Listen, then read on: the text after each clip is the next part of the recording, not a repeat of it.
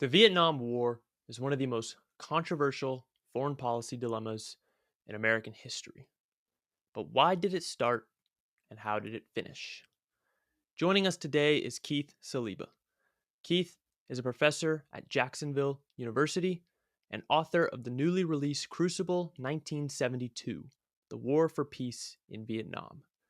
We ran into a couple of technical issues and difficulties throughout our conversation, so you may see Keith recording in different locations throughout his house, but we managed to cobble it together. Make sure to hit the like and subscribe button below and comment your thoughts on the episode. Enjoy the episode. What inspired you to focus on the Vietnam War? You've written, I think, 2 books on it now. So what inspired you to make the decision that, hey, I want to become a historian, write these books, and focus on the Vietnam War? Yeah, like I said, it was a an always an interest of mine. As a reporter, I ended up doing a story on a guy who had been at the Mai Drang battles in 1965. The first clash between conventional clash between the U.S. and North Vietnamese armies, right? Sort of immortalized in the movie "We Were Soldiers," based on the Joe Galloway book, right? And so the movie was coming out, and someone gave me a tip to one of the guys lived in town, so we ended up doing a story, and it was really just it was sort of like a fascinating thing. So that kind of led to my first book, years later. But I came back to the subject, and I was like, well, what caused that clash, right? What was the precipitating event? And that was the siege of Plei, which was the subject of my first book, right? And it's even mentioned in the movie, although the movie's, it's got some historical problems to say the least.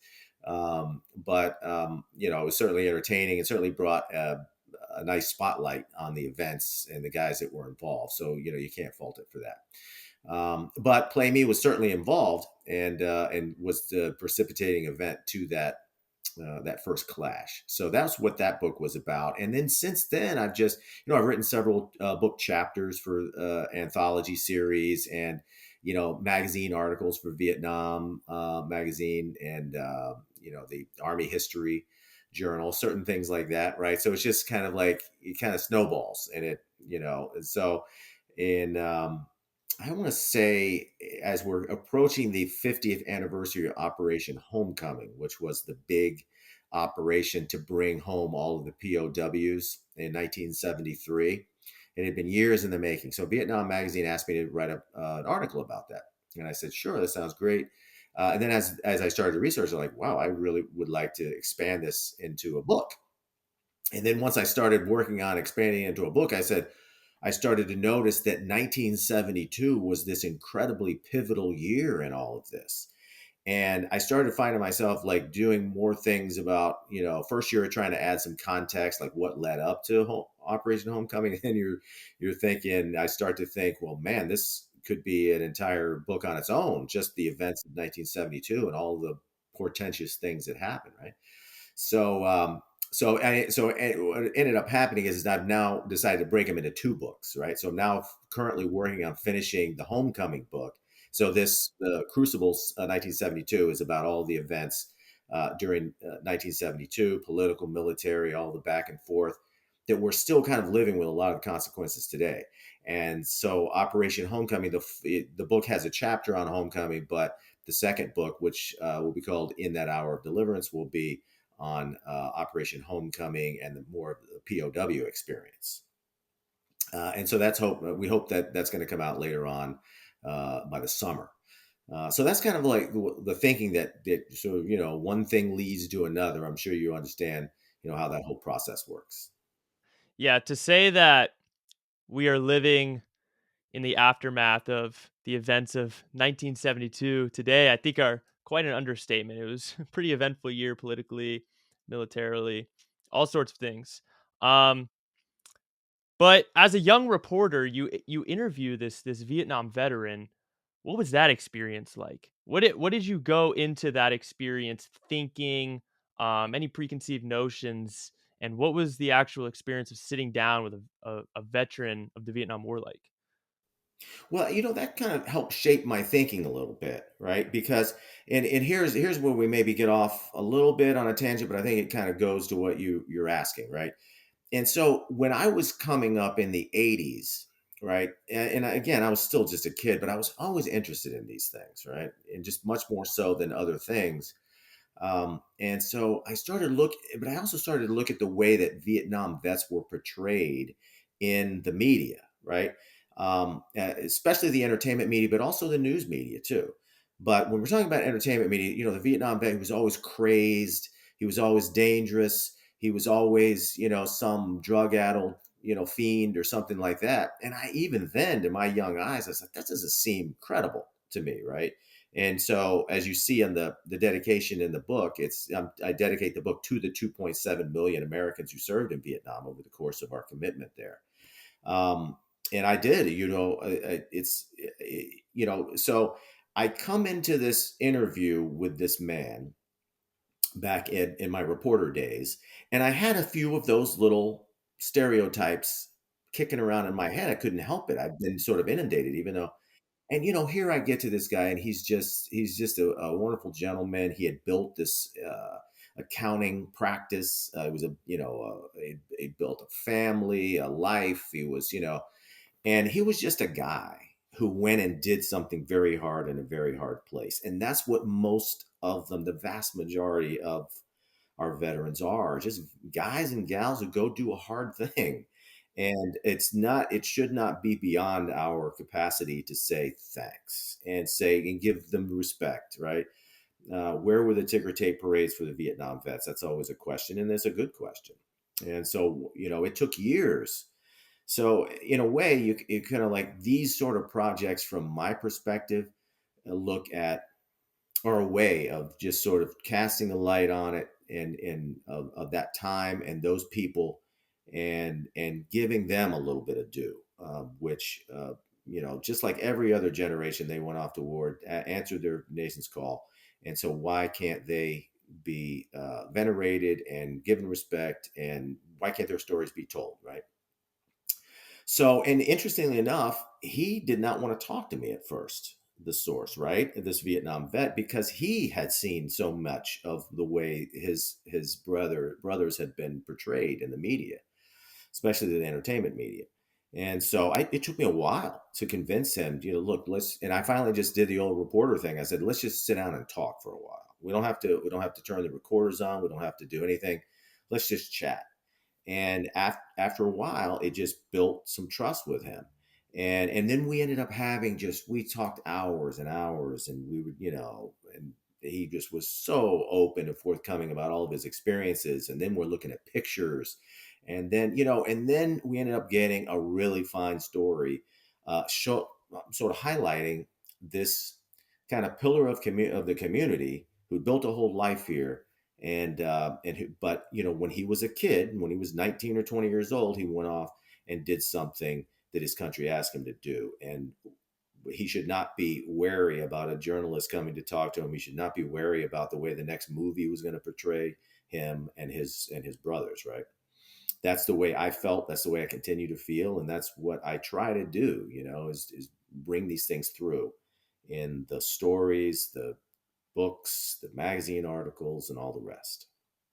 Yeah, I 100% agree. That's something my dad always talks about because he's sort of your same age. When the Vietnam War was going on, he was just a little kid. But, seeing these Vietnam veterans who just went through hell over there, who were simply answering their nation's call of duty, and they return home, they're being spit on in the airports, absolutely disgraced by the country and the people that they just served. It really is disgraceful and it's sad. And this is sort of what interests me in terms of the Vietnam War is obviously the military and political side of it, but also the cultural side of it.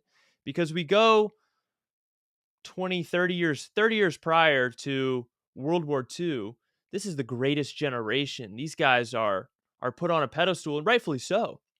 But World War II was so black and white. It was the good guys versus the bad guys. And then 30 years later, our public trust in the institution of the military completely took a 180.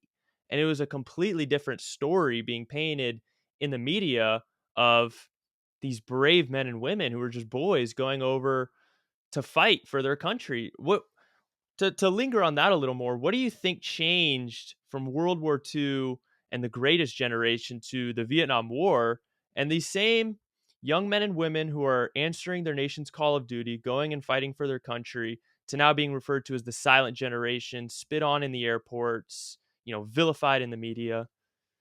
Boy, lots of stuff to unpack there. I think what changed, there's a concept in uh, political science, especially like international relations and so forth, that talks about the youth bulge. Whenever you have a lot of young people in the country at any given time, it can cause some upheaval, right?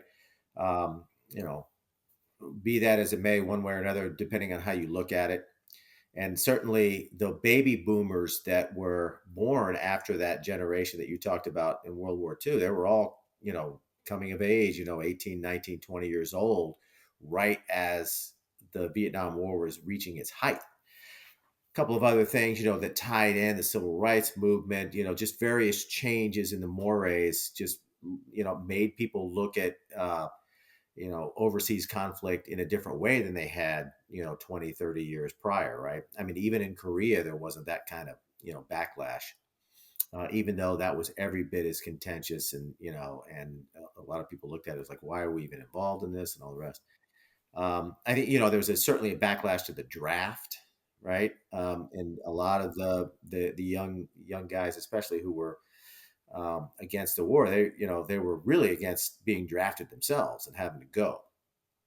And so that's one of the reasons why Nixon, he sort of recognized that and started winding down the draft as soon as he got into office. And by 1972, pretty much the draft was over. And he was trying to diffuse that sort of thing. And so all of these things, I think it was like a perfect storm of youth and counterculture and, the draft, the way things were different from 25 years, 30 years prior. All of these things sort of, kind of came together. And, and unfortunately, the Vietnam vets were the ones who kind of took the brunt of that. They were just like any other generation. They answered their nation's call. They went off, did what they were supposed to do, and they did not receive the kind of treatment that previous generations had when they went and fought overseas. Yeah, it's such an interesting time period. The way culture evolved from the 40s and 50s to the 60s and 70s was completely different. The whole rise of counterculture.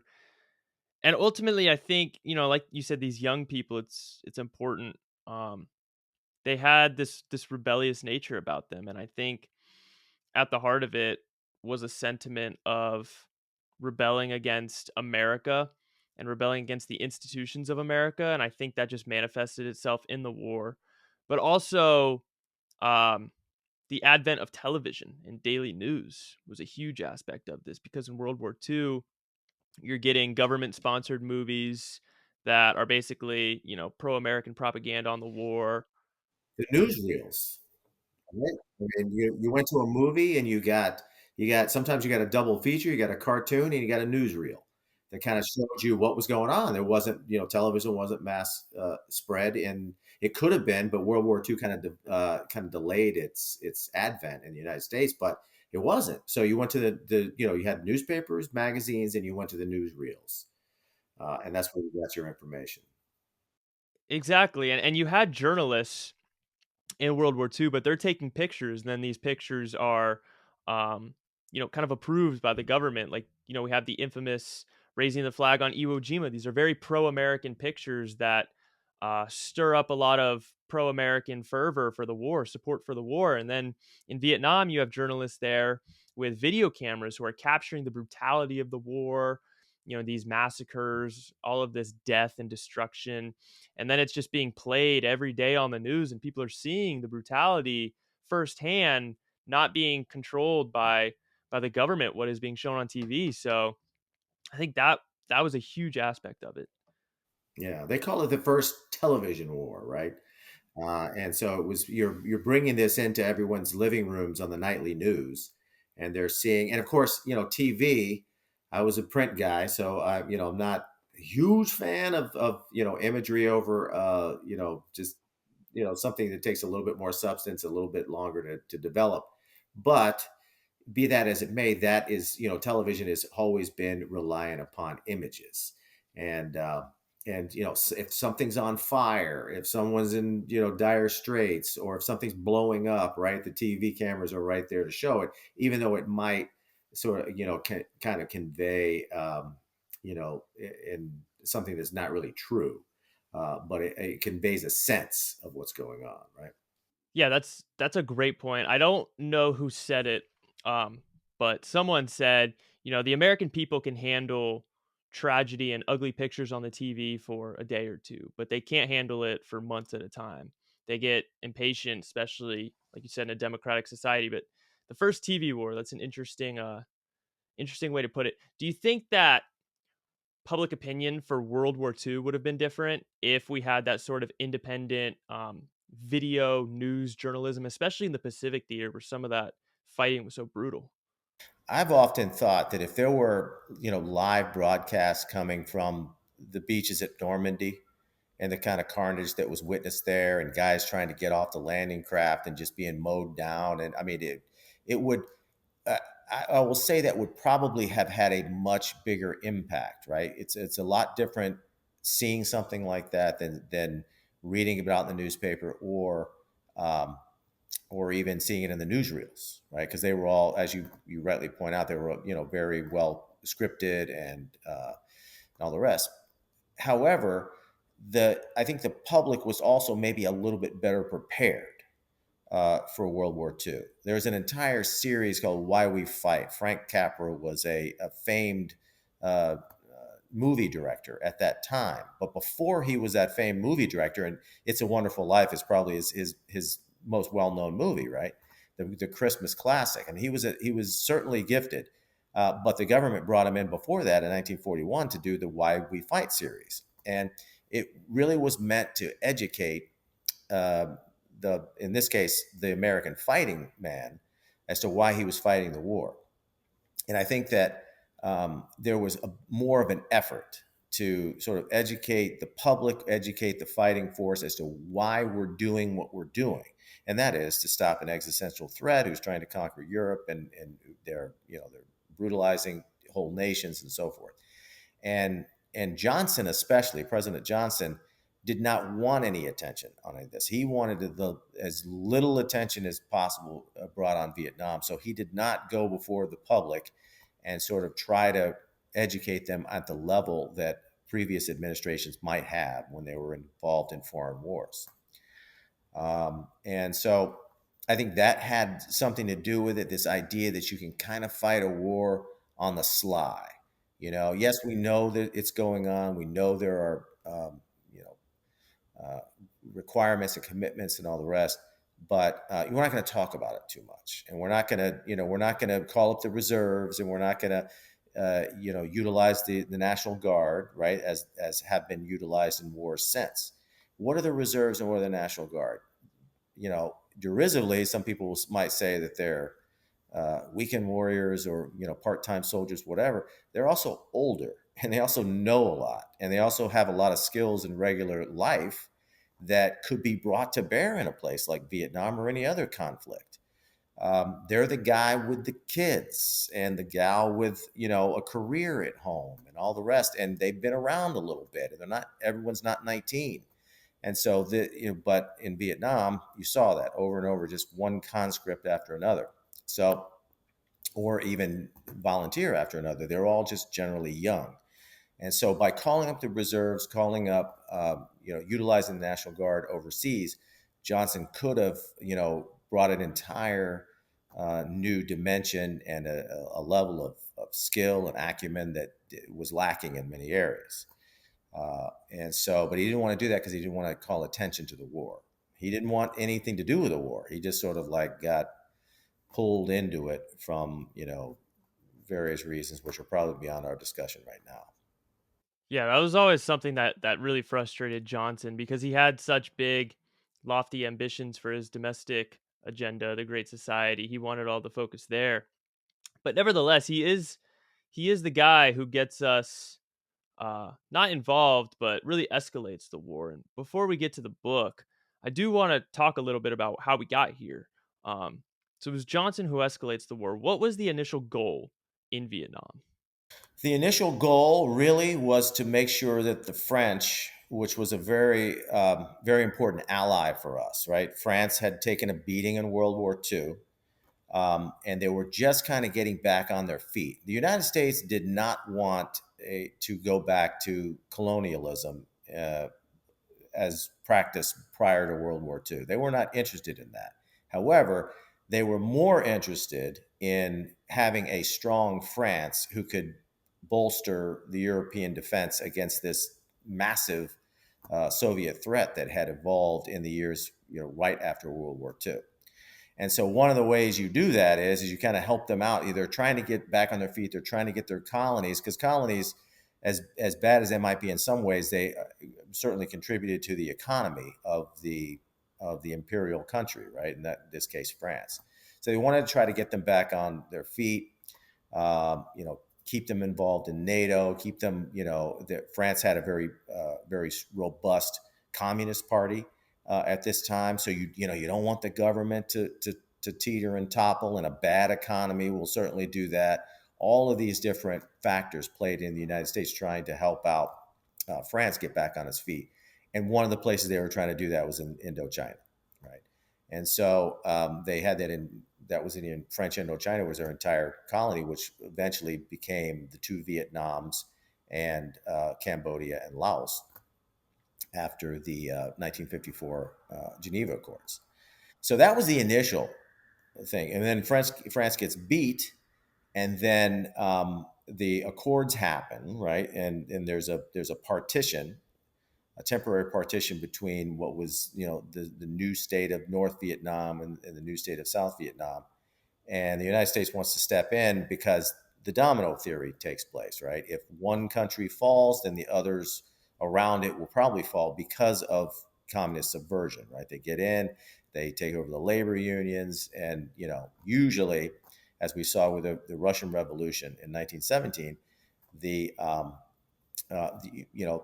the revolution against the czars was several factions, but the strongest, most organized faction usually wins. In that case, it was the Bolsheviks.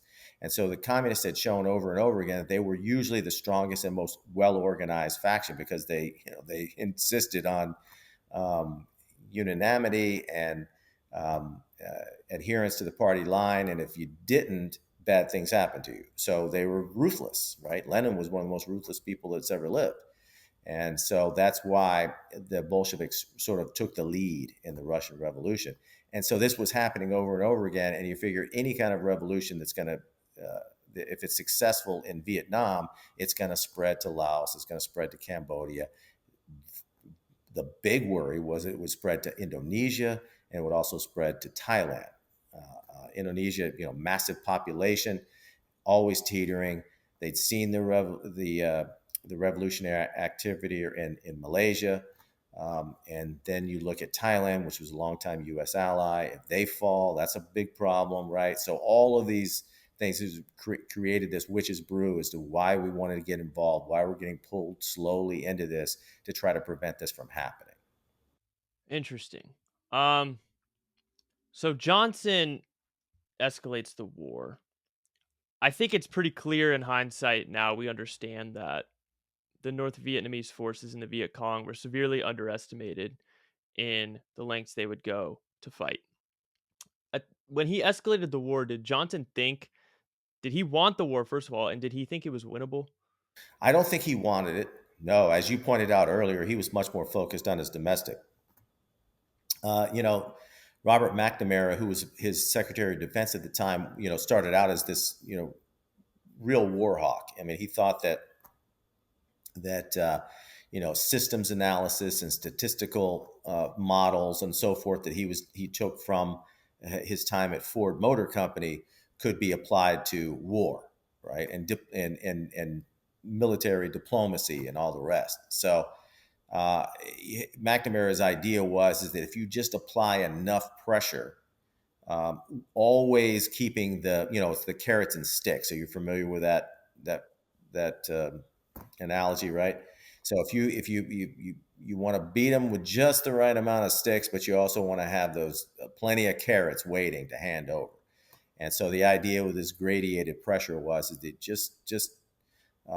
put just enough pressure on North Vietnam to make them sense that they're going to take pain and that this will make them not. Um, it would be much better to settle. And then Johnson was right there with all sorts of aid packages and all the rest to try to sweeten the pot.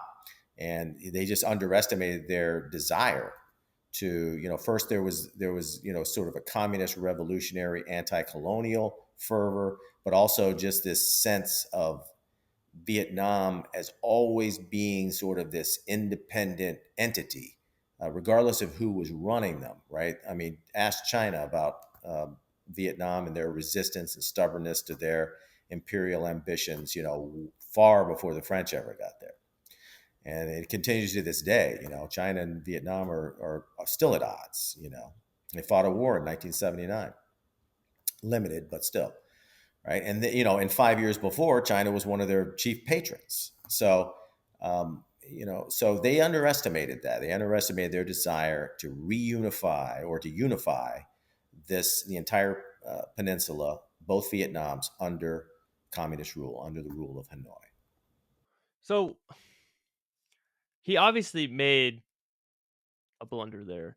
Um, what do you think is the key mistake that he made? Because the war drags on for 10 years without really accomplishing anything.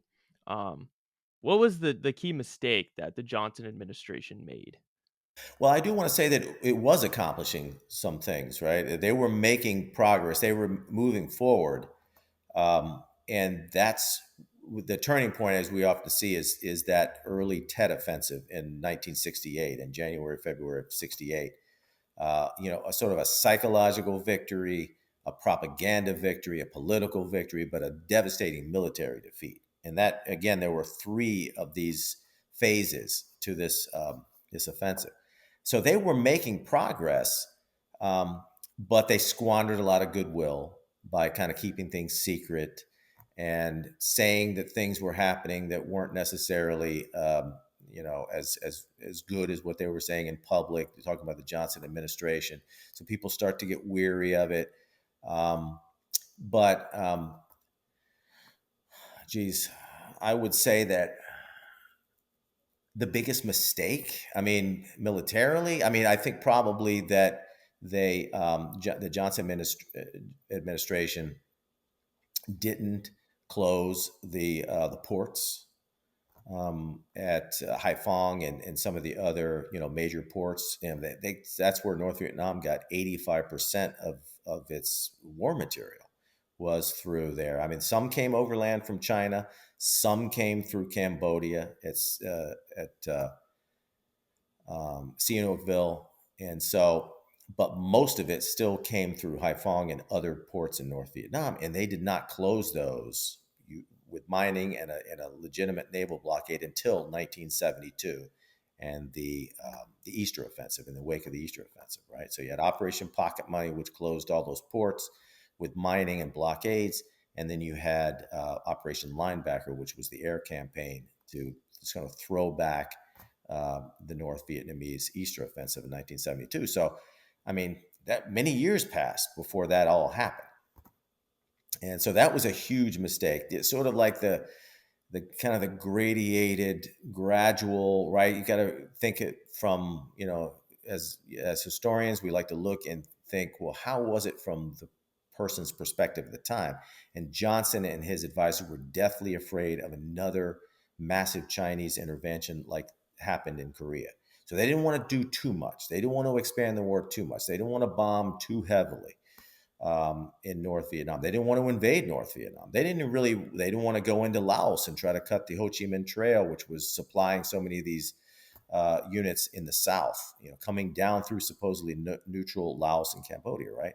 They didn't want to do any of that stuff because they were really, really worried that China would intervene. So all of these things, right? So you either you could look at it like this. You could say you either prosecute the war fully, or you don't do it at all. But that kind of half measure is what drug those things out, as you were talking about. Like year after year goes by, and not much is changing. You're still, and then suddenly in '68, you see these spectacular attacks. Um, Again, a horrific failure militarily, but they still breached the U.S. embassy in Saigon, and they, I thought we were winning the war, and all the rest of that, which has been covered ad nauseum at this point. But still, it was a shock. So, and then in Johnson's response to that is to halt bombing over North Vietnam and to open up unconditional, peace negotiations, rather than, obviously his commanders at the time wanted him to pursue the military victory and sort of, clamp the boot down on the neck of the Viet Cong and North Vietnamese. And Johnson went the other way. Maybe he was exhausted. Maybe he just wanted no part of it. And obviously, he didn't even run for re-election. No, that's a fantastic point that you made. First of all, talking about the PR, maybe it was a PR mistake. They didn't present the war um, transparently to the American people. They didn't, um, talk about their wins, or they hit a bunch of stuff, lied about a bunch of stuff, which contributed it. But also total war. If you're gonna go to war, you better go to war with the intention of defeating the enemy and winning the war, or don't go at all. This walking the fence and towing the line of we don't want to escalate the war, but we want to get involved is a recipe for disaster. And I think we saw that again in Iraq and Afghanistan. Perhaps American leadership didn't learn from their lessons. But we talked about how public opinion and the protests affected the war. Johnson, like you just mentioned, doesn't run for reelection. Um, his VP, Hubert Humphrey, runs against Nixon. Nixon's promise is to end the war through peace and honor. Now, or peace with honor. Did he change the policy towards the Vietnam War at all once he won the election, or did he sort of continue the status quo? Oh, the policy. Well, the policy is to turn the war over to the Vietnamese, right? The Vietnamization policy. Um, he picked up a lot of his predecessors' aversion to bombing too much in the North for various reasons. I mean, Nixon was another guy. He wanted to be the guy who ended the war on terms that were reasonably favorable to the United States, but he wanted it to be done.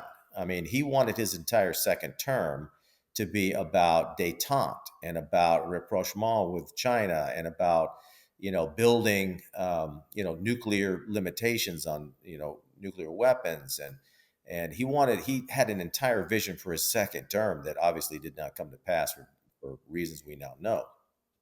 So he wanted out. Um, you know, um, but at the same time, he wanted to not make some of the mistakes that Johnson had made.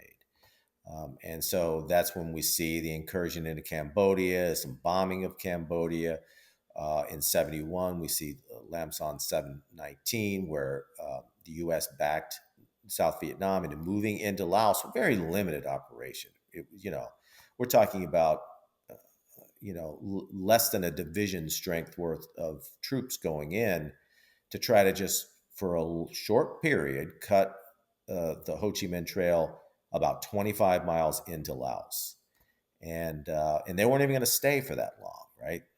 And that was going to be it. And for various security, reasons, the plans leaked. By this time, obviously, Hanoi had a vast network of spies in Saigon, and the press was even leaking things. And so, by the time they launched this offensive in 1971, the North Vietnamese were waiting for them. They had plenty of forces there, and it ended up being sort of a mini debacle, right? The North lost a lot, but at the same time, the South was lost a lot too, and really kind of had to tuck tail and move back within its borders way before they wanted to, because it just was not a very well orchestrated offensive, right? So like I talk about in the book, Hanoi looks at that and they're like, Vietnamization has failed, right? They always looked at Van Tu, the president at the time, as a U.S. puppet. They thought that the ARVN, the Army of Republic of Vietnam, was a paper tiger, and they looked at what happened at Lam Son 719 and that very limited incursion and the losses the South Vietnamese took, and they said, you know what, Vietnamization has failed. Now's the time to try to win the war, and we want to win it. Le Duan was, the general secretary, and he was not about to sit back and wait patiently like Ho Chi Minh wanted to, like General Giap wanted to, who was the architect of the French defeat at Dien Bien Phu. He wanted Le Duan wanted victory. He wanted a stunning military victory on the battlefield that would not only crush the South Vietnamese military, but also inspire, because they figured that the South Vietnamese populace was just waiting to uprise. They wanted to greet their communist brothers from the north and say, "Come on in, and let's do away with the Saigon regime, and thank you for rescuing us." And of course, that never happened. And the three times that he tried it in 65, tried it in 68, tried again in 72. And the South Vietnamese population was having none of it. They voted with their feet and fled when the North Vietnamese attacked. So, but Le Duan was a stubborn guy, and he was a very forceful guy, and he had taken control. He was the ruler of North Vietnam at this point. Ho Chi Minh was nothing but a figurehead, and had been for quite some time. Ho died in 69. He had really started to become a figurehead in the early 60s. And Le Duan was, meanwhile, younger, more vital, accumulating his power. So he keeps Uncle Ho, the spiritual leader of the country, on one hand, but it meanwhile is prosecuting the war the way he wants to. He wants a dramatic military victory. So that's what they do. In March of 1972, they launch the Nguyen Way, the Nguyen Way, right? The Nguyen Way offensive. We call it the Easter Offensive in the West. And so the idea is to crush the South Vietnamese military, and then you're going to engender this massive general uprising amongst the population. Once Saigon collapses, the Americans would have no choice but to leave, and leave unconditionally.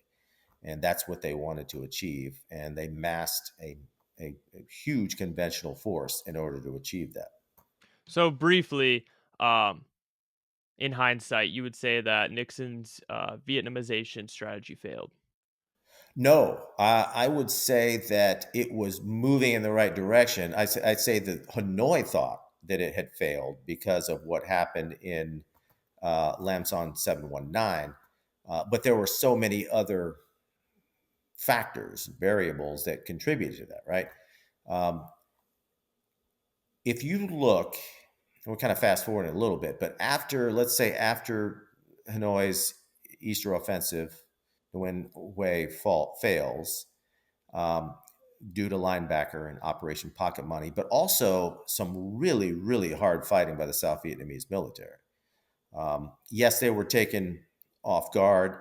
North Vietnam had, numerical and material superiority at the tactical level almost every single time during that invasion. You're a defender, but you've got this kind of big. Talking about South Vietnam, you've got this huge sort of back country, and you've got area, lots of places that you have to defend. Pacification was coming along very well at this point.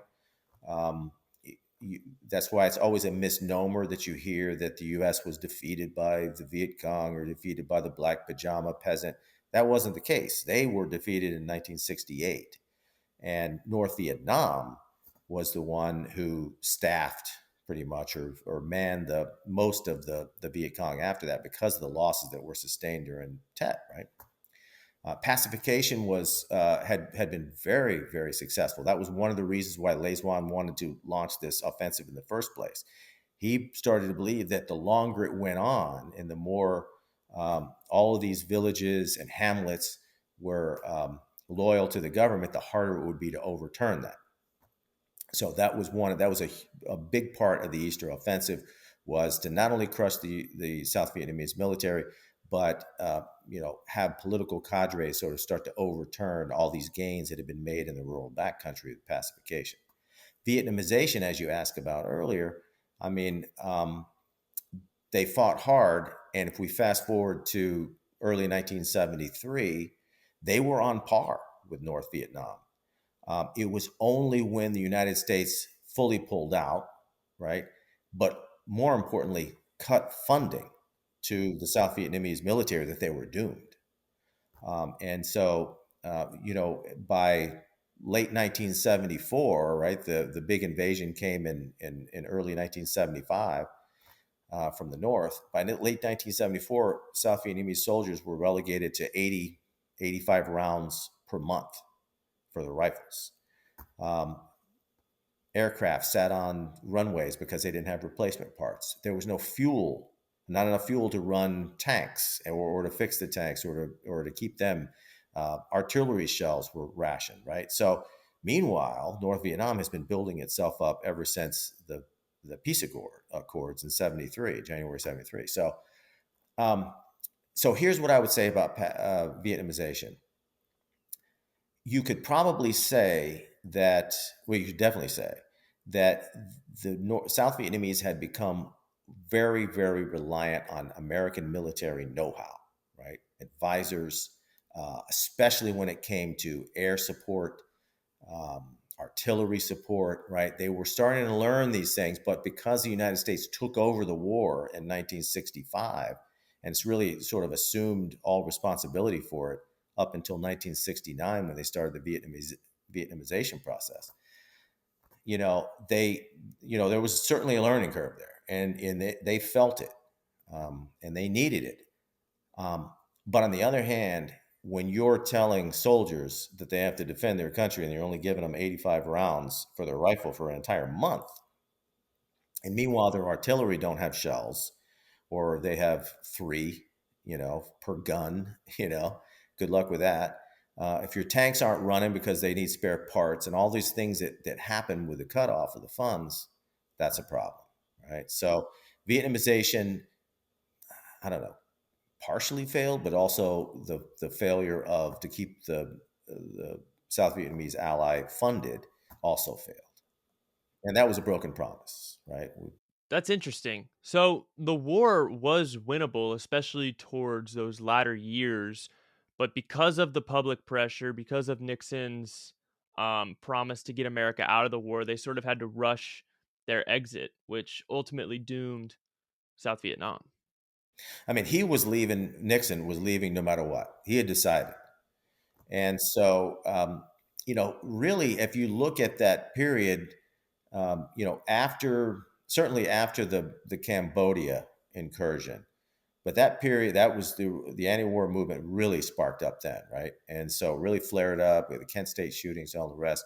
But it started to die down a little bit. The draft was going away. Casualties were down. The U.S. was visibly leaving Vietnam, right? I mean, there were unit withdrawals, nearly every month, and it was on the news, right? Everything was simmering down. And then the North launches their Easter offensive in '72, and then it's all right back into the fray again. So, but he was leaving, right? Even as he's bombing the bejesus, to use their term, out of the North. They were still pulling unit after unit out of there, and that timetable was not going to be interrupted. Nixon was determined that he was going to leave by the start of his second term. And one reason is because he feared that the 93rd Congress, which was coming in January of '73, was going to just vote to cut off funding, period, and he would be completely hamstrung. And I mean, he has his checkered history, to say the least. But I think that really deep down, for American credibility's sake, he did not want to abandon Vietnam in sort of an abject way. He wanted, Nick Kissinger, his national security advisor at the time, and the one who negotiated the Paris Peace Accords.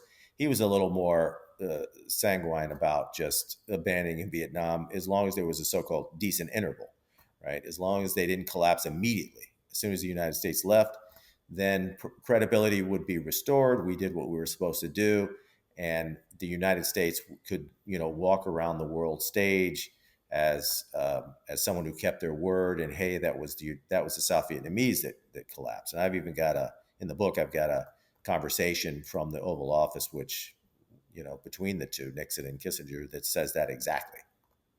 So, um, you know, there it is, right? So were they winning? I think probably they could have. Um, Talking about the Nixon administration and Congress, right? Because Congress was a big part of this. Uh, if they would have, if Watergate hadn't happened, and Nixon's, um, you know, political power completely evaporates because of all that, um, and but then you ask yourself, after all this war, can you send the bombers back in after the Paris Peace Accords, regardless of what the North Vietnamese did? Because remember, Nixon is pledging this to two the whole time: sign the deal, and I will protect you. I will. They will send the B-52s back in if North Vietnam violates this agreement. And of course, that never happened. And so, what do you do? How do you go to the American people and say, all right, Operation Homecoming has happened.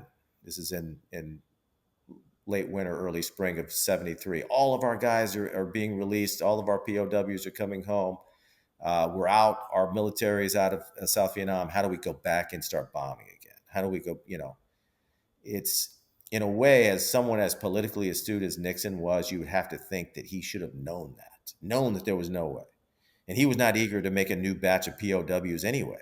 Every time you send bombers over North Vietnam, you're going to have some planes shot down. You're going to have some guys captured.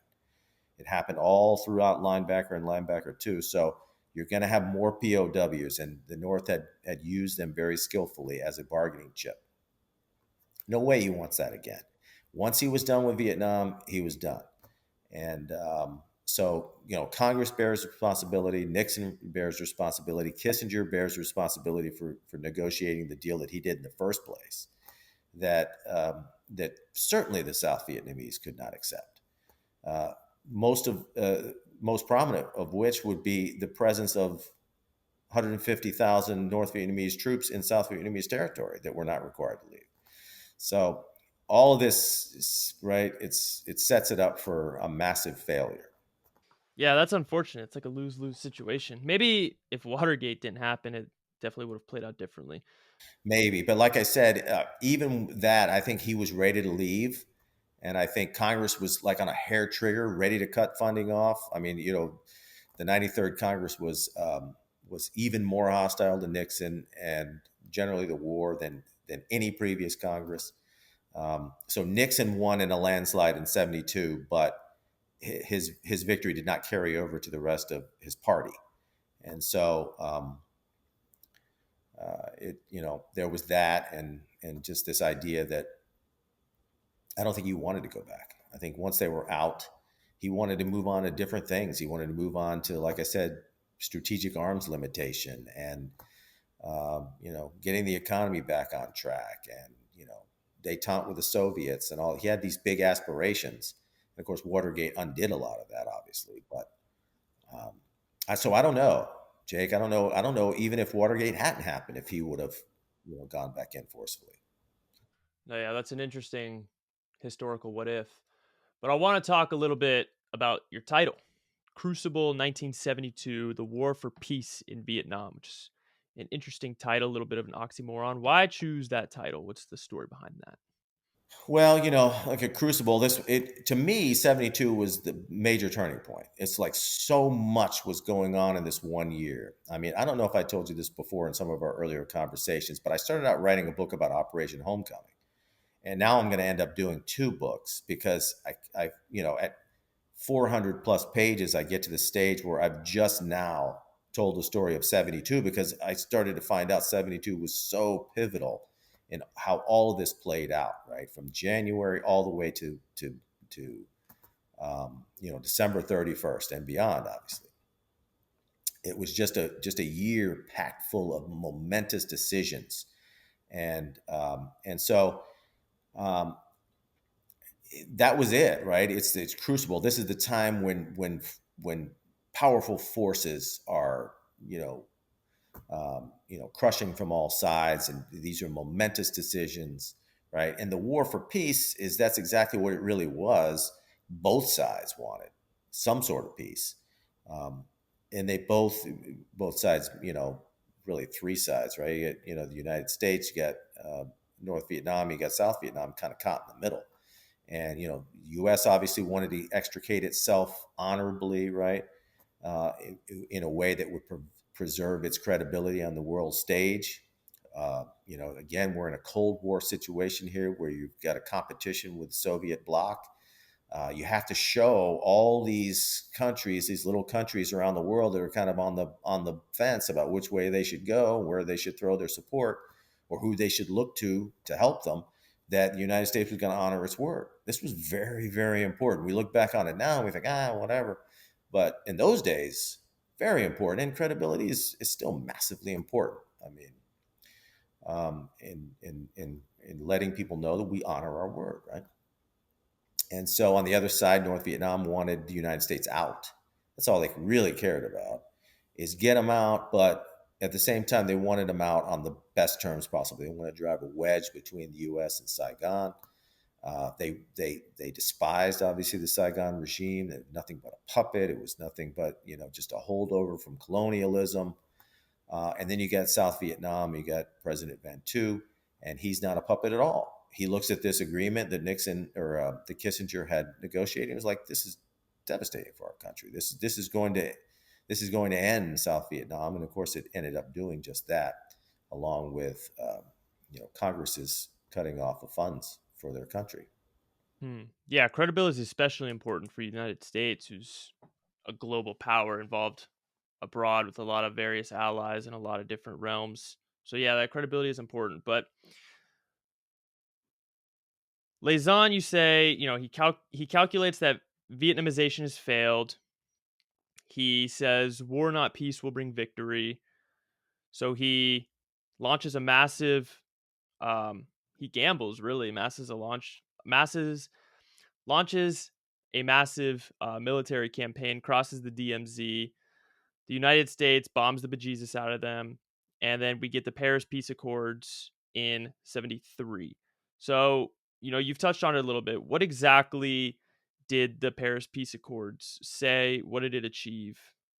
Well, I mean, it was, many chapters and articles and so forth. But I mean, generally what it did is it allowed, I mean, if you were going to talk about the big picture, from the Allied side, which you say the United States and South Vietnam, it allowed uh, President Van Tu to remain in power. And that had been a long time demand of North Vietnam, that the puppet must step down prior to any sort of peace agreement. And so um, he was allowed to stay. That was the big incentive that caused Kissinger to just, really kind of give away a little bit more than what he probably should have, especially when you have to think, if you want to have peace with honor, you have to have that the country that you've been fighting over for nearly 2 decades, you have to have them go along with it.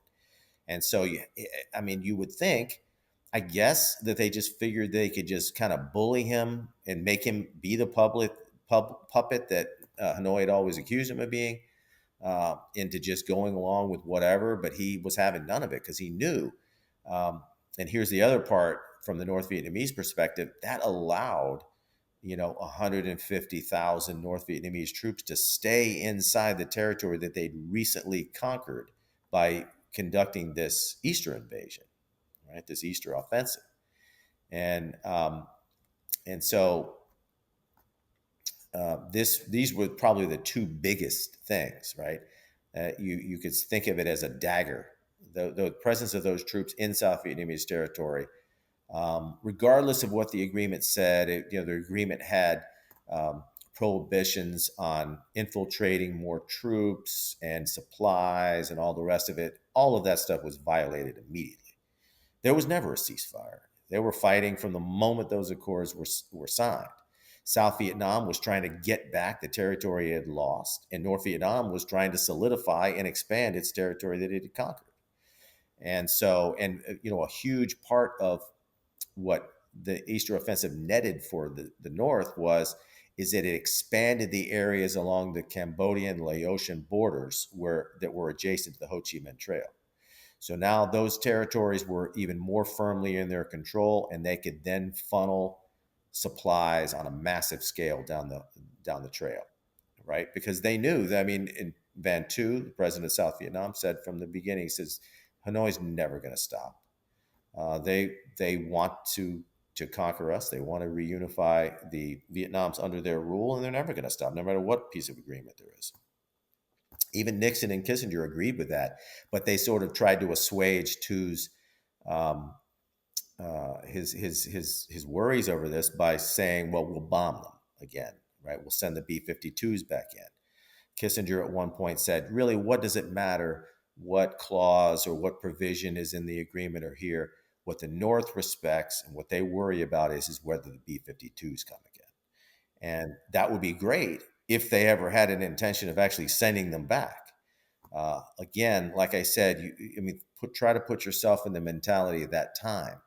You know, it had been a bitter and divisive war, and then you see these images on television of all these POWs coming home, and the crowds are waving and all the rest. And you think, from the perspective of U.S. leadership, do we want to wade back into that now that we're finally out? Regardless of what we told President Van to get him to sign the deal, and regardless of the pledges that we make, right? And do we want to make more POWs by having those planes shot down again if we do send the B-52s back in? And so that really, I mean, again, the accords were, um, complex, right? But if you really want to think about it, you want to cut through all the chaff and just get right to it. I mean, you had on one side, you had Van Tu was allowed to stay in power from the North's perspective, and that was considered a huge concession. And then Kissinger then rolls over and gives a bunch of stuff, including um, allowing North Vietnam to keep its troops, military inside South Vietnamese territory. And then from there, that pretty much doomed the agreement from there. So it's sort of the sending in the B-52s was sort of a false promise just to get South Vietnam to sign on. Did Nixon and Kissinger, and really the United States leadership in general, did they know that Saigon would fall after their withdrawal?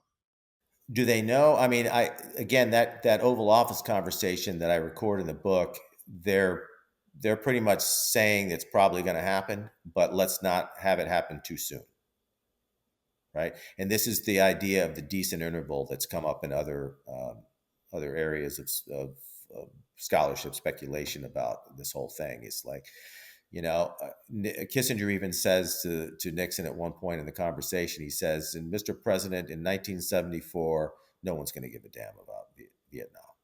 And Nixon even agreed. He said, "Look, you're right. Look at Algeria, another colony of France that revolted." He says, "Once the French got out, no one gave a damn about what happened in Algeria, right?" And so they just didn't want it to happen too soon. 3 months, that would be bad. 6 months, probably still pretty bad. But a year and a half, 2 years, and I don't, think about, Kissinger even said, like, this was in October, this was August of 72 when they were having this conversation, September. And he even put the date like around, late 74. So South Vietnam survived maybe another 6 months past with Kissinger's speculation, but it ultimately came true.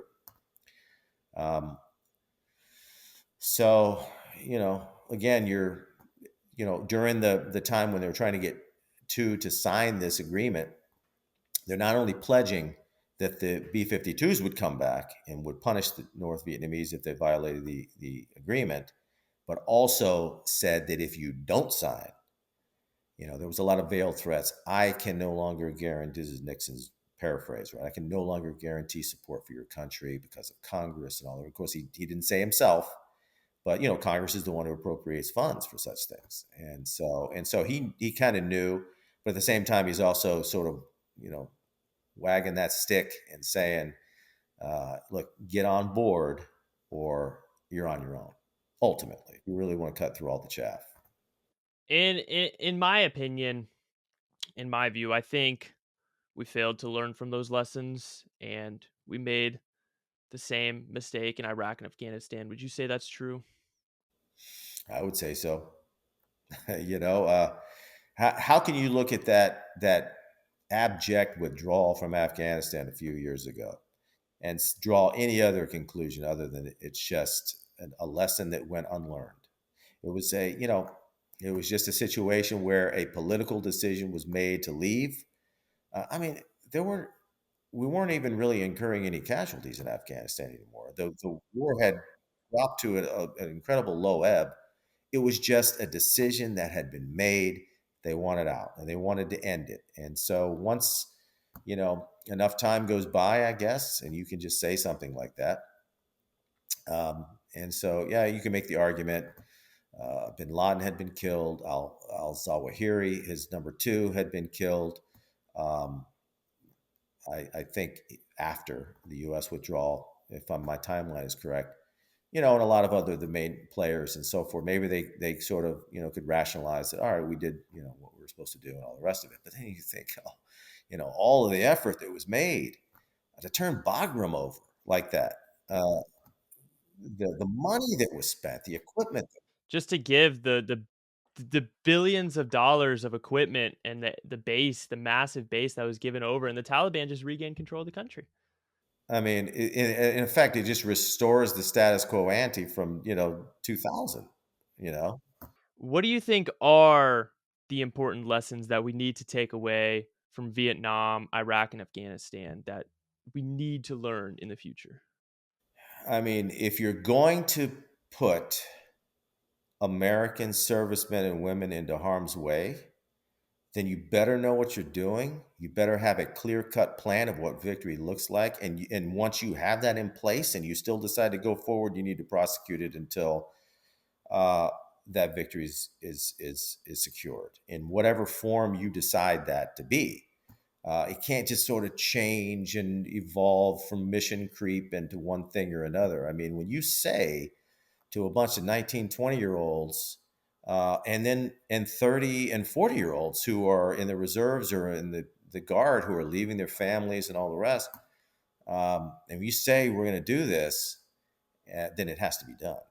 And if not, then don't do it. So, and go forthrightly before the American people. Take some of the lessons from World War II that when the leadership went forward and said, here's why we're doing this, and mount a full communication effort too to get the American people to buy in. Because if they don't do that, then there's no point in doing it in the first place. That would be, in my view, the lessons from all of this. If you're going to do it, know what you're doing, and then once you've decided on the course, make it happen. And don't decide that you just lose interest or that this is no longer politically tenable for us. So let's, hey, who cares about all the sacrifices and the limbs that were lost and the lives that were lost and forget about the billions. How about just the people who committed, to doing this and committed to serving their country, and then you send them into harm's way, and then you pull the rug out from under them. That to me is the tragedy of this whole thing. And it's why I dedicate the book to the 2.7 million Americans who served in Vietnam. Whether they were cooking or working in the laundry, pulling the trigger, rigging parachutes, whatever it is, every one of them signed on the dotted line. They all went there and did the thing. They deserve respect. They deserve appreciation for what they sacrificed, just like every other generation before them.